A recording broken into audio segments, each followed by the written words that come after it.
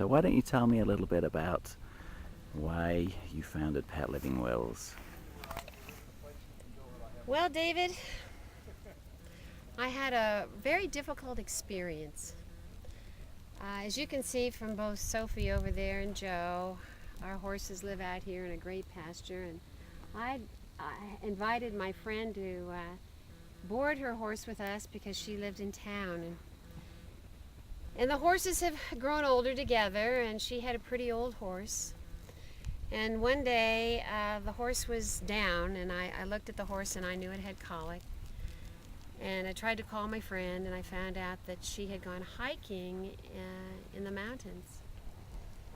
And with colic, you have to make some pretty fast decisions, and it has very serious consequences for horses, as anyone who has a horse knows. So I called the veterinarian and I said, Serena, that was my friend's horse's name. Serena's down and she's got, looks like colic. And so I said, she's 23, and I know that my friend had told me once that she didn't want at that age to put her through anything. And I said, well, but I wasn't quite prepared to make the obvious decision that I had to make, which was without colic surgery, he had to come look at her, but the chances weren't so good because of her age. So he came up and he looked at me and he said, Mary Ellen, there's really not much we can do unless we're going to operate, and her age is too old to really ensure that she'd even survive the operation. So I said, well, I don't know exactly what to do, because my friend is now hiking in the mountains with her husband, and he, if anything, would be the co-owner. And I said, the only thing I can do is try to reach her through her daughter, and her daughter was in Colorado, and was in veterinarian school at the time at Colorado State. And I said, I don't have her number. And so through a lot of issues, the veterinarian and I decided, well, we just go ahead and put the horse down, and because the horse was having a hard time, and there's really no choice. We knew that the likelihood of recovery from an operation was just not in the cards. So I kept calling my friend, and the veterinarian was wonderful, and he understood that the horse had boarded here a long time, and he kind of took the responsibility. He said, well, if you make that call, he said, I'll do it, because I think it's the best thing for the horse's age and the condition. And so, just as we were about to put the horse down, my friend got back to me, because I'd left so many messages in so many places. And I said, I hate to tell you the news, and I know it's going to be hard, but this is it. And she said, Mary Ellen, I understand. Go ahead and put her down. And I'm sorry I can't say goodbye, but it really is the right thing. And afterwards, it was a very emotional experience when my going through all of this.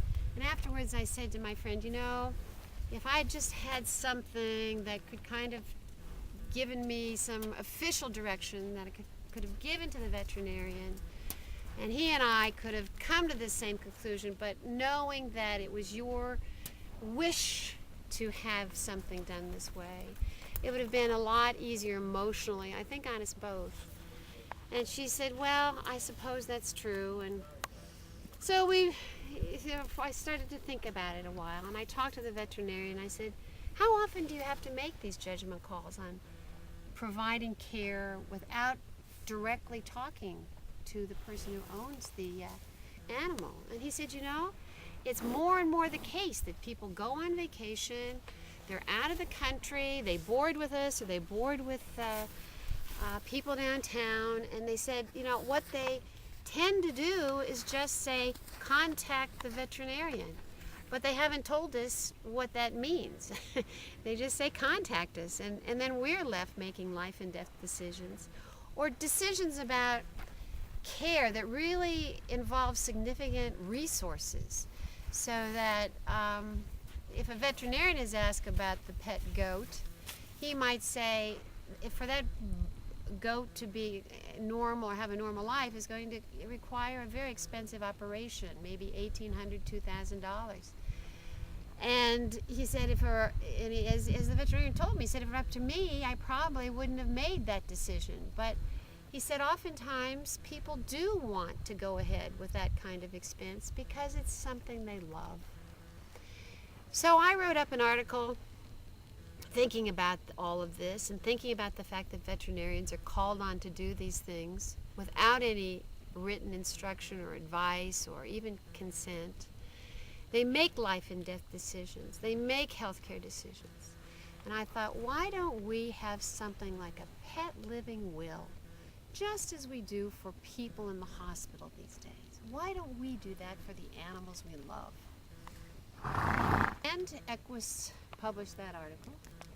And I had several people contact me, how do I get a pet living will? And I had given them some instructions in the article, but it just didn't seem quite formal enough, and it didn't have a way to set it up with the veterinarians.